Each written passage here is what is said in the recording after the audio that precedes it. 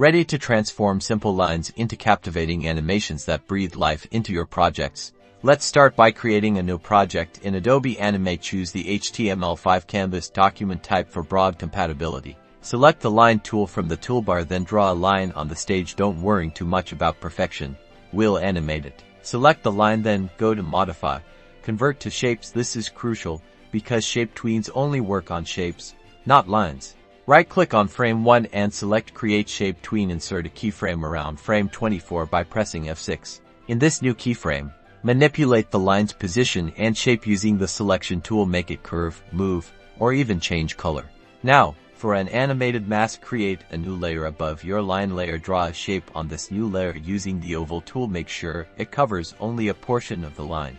Right-click on frame 1 of the mask layer and select Create Motion Tween. Add a keyframe around frame 24 by pressing F6. In the second keyframe, move the shape to reveal a different section of the line animation.